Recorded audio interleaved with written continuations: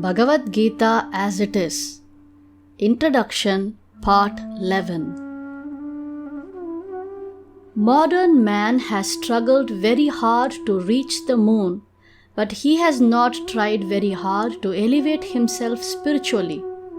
If one has 50 years of life ahead of him, he should engage that brief time in cultivating this practice of remembering the Supreme Personality of Godhead.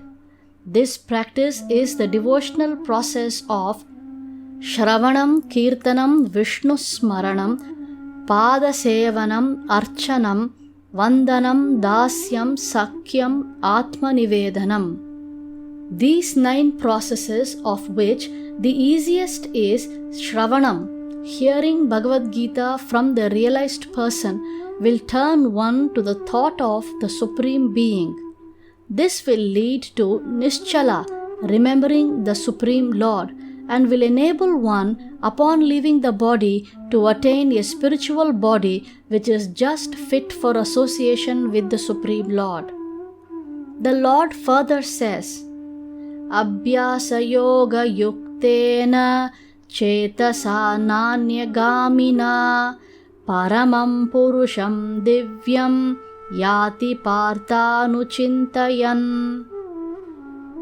By practicing this remembering without being deviated, thinking ever of the Supreme Godhead, one is sure to achieve the planet of the Divine, the Supreme Personality, O son of Kunti.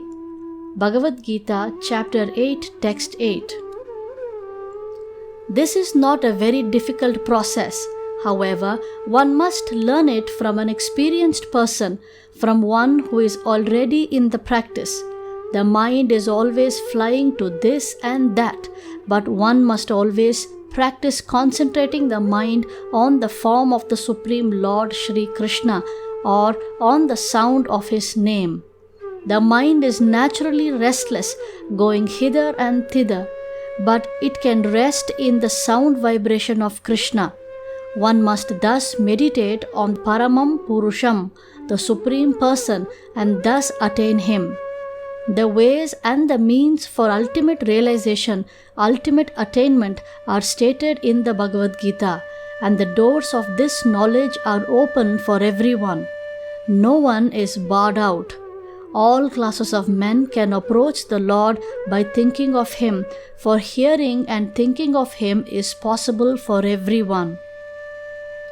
The Lord further says, Mam hi partha vyapashritya yepi syuhu papayonayaha striyo vaishyastata shudras tepi yanti param gatim kim punar brahmanaha punya bhakta rajarshayastata Anityam asukam lokam imam prapya bhajasvamam.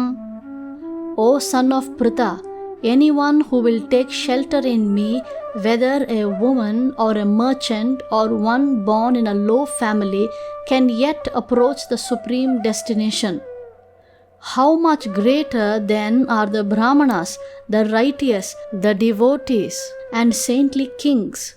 In this miserable world, these are fixed in devotional service to the Lord. Bhagavad Gita, Chapter 9, Text 32 and 33. Human beings, even in the lower statuses of life, a merchant, a woman, or a laborer, can attain the Supreme. One does not need highly developed intelligence. The point is that anyone who accepts the principle of Bhakti Yoga and accepts the Supreme Lord as the summum bonum of life, as the highest target, the ultimate goal, can approach the Lord in the spiritual sky. If one adopts the principles enunciated in Bhagavad Gita, he can make his life perfect and make a perfect solution to all the problems of life which arise out of the transient nature of material existence. This is the sum and substance of the entire Bhagavad Gita. In conclusion, Bhagavad Gita is a transcendental literature which one should read very carefully. It is capable of saving one from all fear.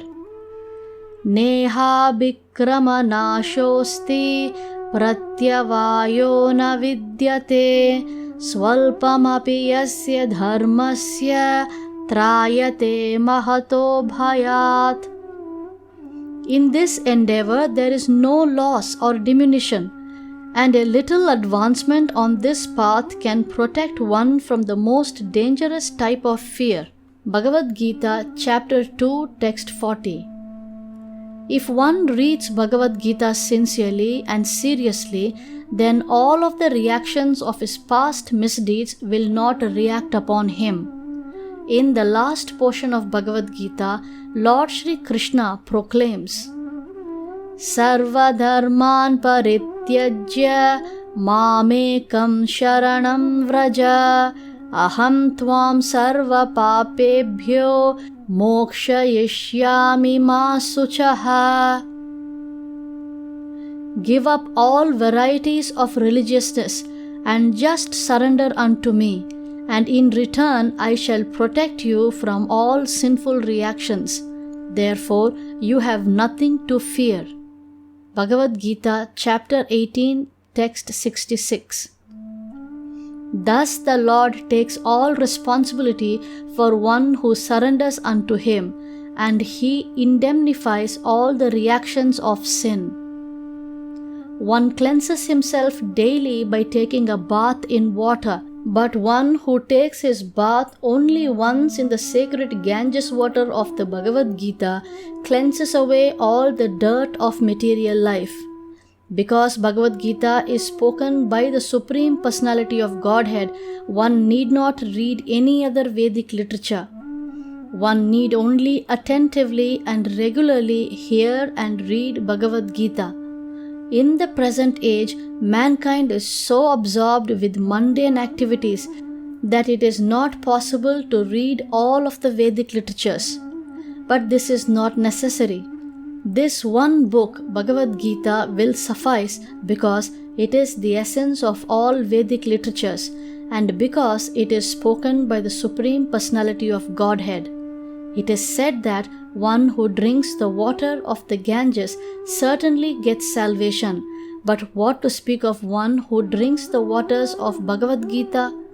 Gita is the very nectar of the Mahabharata spoken by Vishnu himself, for Lord Krishna is the original Vishnu.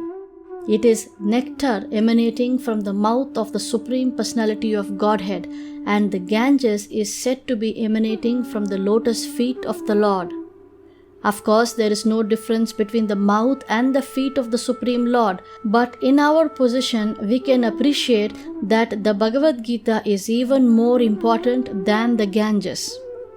The Bhagavad Gita is just like a cow, and Lord Krishna, who is a cowherd boy, is milking this cow. The milk is the essence of the Vedas, and Arjuna is just like a calf. The wise men, the great sages and pure devotees are to drink the nectarian milk of Bhagavad Gita. In this present day, man is very eager to have one scripture, one God, one religion and one occupation. So let there be one common scripture for the whole world, Bhagavad Gita. And let there be one God only for the whole world, Shri Krishna. And one mantra only, Hare Krishna, Krishna Krishna, Hare Hare, Hare Rama, Rama Rama, Hare Hare.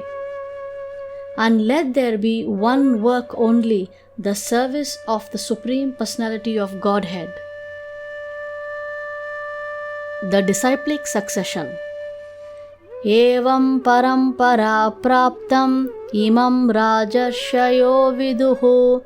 Bhagavad Gita, Chapter 4, Text 2. This Bhagavad Gita as it is received through this disciplic succession. Number 1. Krishna. 2. Brahma. 3. Narada.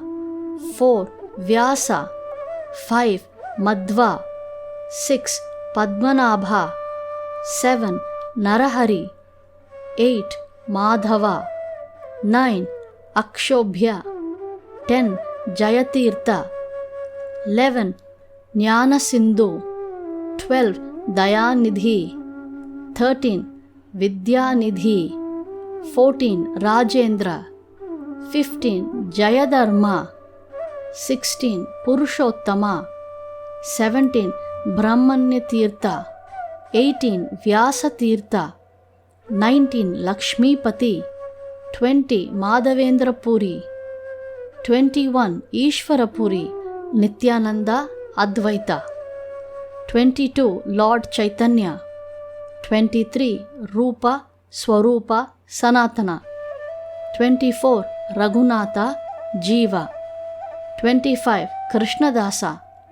26. Narottama. 27. Vishwanatha.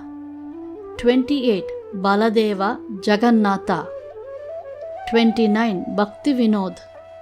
30. Gaurakishora. 31. Bhaktisiddhanta Saraswati. 32.